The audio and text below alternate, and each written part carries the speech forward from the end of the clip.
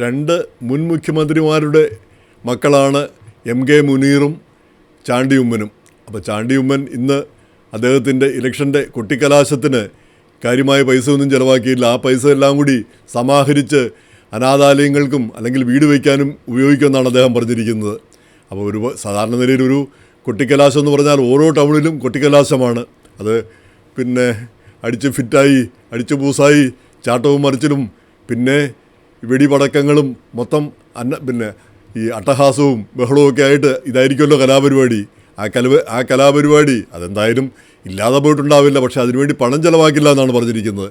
നല്ലൊരു കാര്യം, അതിനെ അഭിനന്ദിച്ച് പല കുറിപ്പുകളും കാണുകയും ഉണ്ടായി. അപ്പോൾ അദ്ദേഹത്തിൻ്റെ ആ സൗമ്യ ജീവിതവും വളരെ മര്യാദയുള്ള പെരുമാറ്റവും നമുക്കറിയാം. അപ്പോൾ അത് രാഷ്ട്രീയ രംഗത്ത് അതുപോലെ വിജയിക്കണമെങ്കിൽ വിളവനും പുളവനും ആയിരുന്നാലേ രാഷ്ട്രീയ രംഗത്ത് മുന്നോട്ട് പോകാനാവുള്ളൂ. ഈ മര്യാദയും പിന്നെ മാന്യതയൊക്കെ കൊണ്ടിരിക്കുന്നവർ അവിടെ തന്നെ ഇരിക്കും. അങ്ങനെയാണ് നമ്മൾ കണ്ടുകൊണ്ടിരിക്കുന്നത്. അപ്പം പിന്നെ ഈ നേട്ടങ്ങൾ ഉണ്ടാക്കണമെങ്കിൽ നമ്മൾ എടുത്തു ചാടി ഇടിച്ച് മുന്നിൽ കയറണം. അങ്ങനെയാണ് പലപ്പോഴും സംഭവിക്കുന്നത്. അങ്ങനെയല്ലാത്തവർ പിന്തള്ളപ്പെടുകയും ചെയ്യുന്നു. അപ്പോൾ അതിനൊരു മറ്റൊരു ഉദാഹരണമാണ് എം.കെ. മുനീർ. അദ്ദേഹം 2 തവണ കേരളത്തിൽ മന്ത്രിയായിരുന്നു. അദ്ദേഹം ഡോക്ടറാണ്. അതിനു പുറമെ 2 തവണ കേരളത്തിൽ മന്ത്രിയായിരുന്നു. അദ്ദേഹത്തിൻ്റെ പിതാവ് CH മുഹമ്മദ് കോയ പിന്നെ കേരളത്തിൻ്റെ കുറച്ച് നാളാണെങ്കിലും മുഖ്യമന്ത്രിയായിരുന്നു. അതുപോലെ തന്നെ ദീർഘകാലം ഈ പിന്നെ പ്രധാനപ്പെട്ട വകുപ്പുകളെല്ലാം വഹിച്ച മന്ത്രിയാണ്. അദ്ദേഹത്തെ ഒരിക്കൽ പരിചയപ്പെട്ട ഞാൻ ഓർക്കുന്ന ഒരു മീറ്റിങ്ങിന് ഞങ്ങളുടെ കോളേജിൻ്റെ സമരത്തിൽ ആ സമരം പിൻവലിക്കാനായിട്ട് ഞങ്ങൾക്കും മടുത്തു. സമരം പിൻവലിക്കാനായിട്ട് അന്ന് വിദ്യാഭ്യാസ മന്ത്രിയാണ് അദ്ദേഹം 1970. അപ്പോൾ അദ്ദേഹത്തെ പോയി ചേംബറിൽ 2 കൂട്ടരൊക്കെ കൂടെ പോയി കണ്ടു.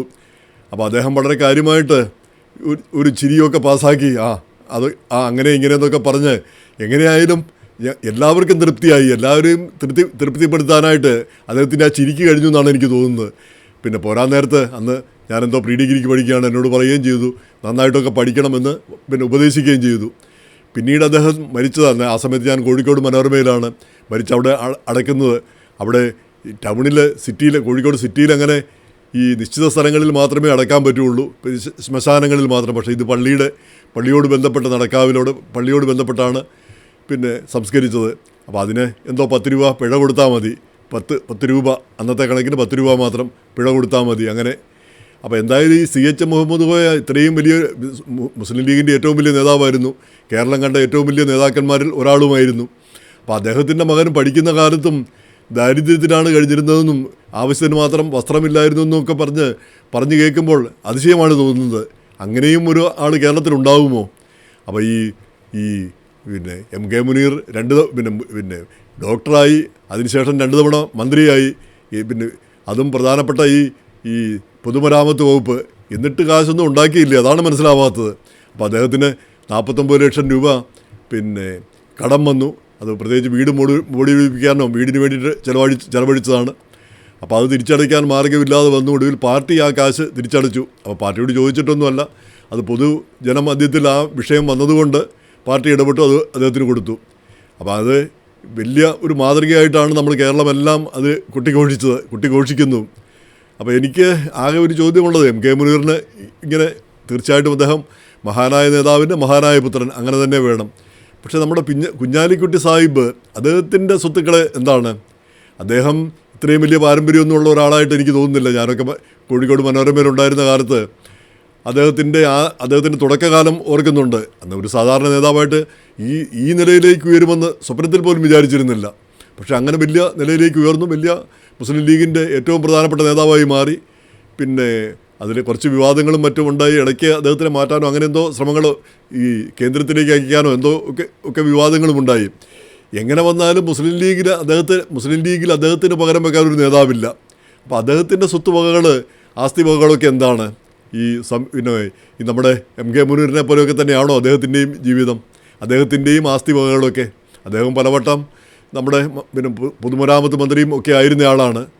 അപ്പോൾ എന്തുകൊണ്ടാണ് ഈ ചില മന്ത്രിമാർ രക്ഷപ്പെടുന്നു, ചിലർ രക്ഷപ്പെടുന്നില്ല, പിന്നെ ചിലർക്ക് രക്ഷപ്പെടാൻ അറിയില്ല? ഇങ്ങനെയൊക്കെയാണ് പലപ്പോഴും നമ്മൾ കാണാറുള്ളത്. എന്തായാലും രാഷ്ട്രീയ രംഗത്ത് എം.കെ. മുനീറൊക്കെ കാണിച്ച ആ വഴി നല്ലൊരു കാര്യമാണ്. അങ്ങനെ തന്നെ വേണം എന്ന് കരുതി അങ്ങനെ ആളുകൾ ദാരിദ്ര്യത്തിൽ മന്ത്രിമാരൊക്കെ ദാരിദ്ര്യത്തിലൊന്നും കഴിയേണ്ട കാര്യമില്ല. ഇപ്പം കേരളത്തിലെ മുഖ്യമന്ത്രി നടക്കുന്നത് ഒരു കാർണിവൽ, കിയ കാർണിവൽ, ആ കാറിലാണ്. അതിൻ്റെ ഒരാവശ്യമില്ല. നല്ലൊരു BMW ഒരു ബെൻസോ ഒക്കെ തന്നെ അങ്ങ് വാങ്ങുന്നതിൽ ഒരു തെറ്റുമില്ല. കേരളത്തിൻ്റെ മുഖ്യമന്ത്രിയാണ്. ഇവിടെ നമ്മളിൽ പലരും അതിലും നല്ല വണ്ടികളിലൊക്കെ നടക്കുന്നത് കാണാറുണ്ട്. അപ്പോൾ ആ സാഹചര്യത്തിൽ ഈ വിനയവും നമ്മുടെ കാര്യം നോക്കാതിരിക്കുന്നതൊക്കെ നല്ലത് തന്നെ. പക്ഷേ അതിനൊരു പരിധിയുമുണ്ട്. അപ്പോൾ നമ്മുടെ ഒടുവിൽ മണ്ടന്മാരാകുന്ന ഒരു സ്ഥിതി പലപ്പോഴും വന്ന് കാണുന്നു. നമ്മൾ നീതിപൂർവ്വം മുന്നോട്ട് പോകുന്ന ആളുകൾ പലപ്പോഴും മണ്ടത്തരത്തിൽപ്പെടുന്ന ഒരു സ്ഥിതി. എന്തായാലും മുനീറിൻ്റെ ആ ഉജ്ജ്വല മാതൃകയ്ക്ക് നമോഭാഗം.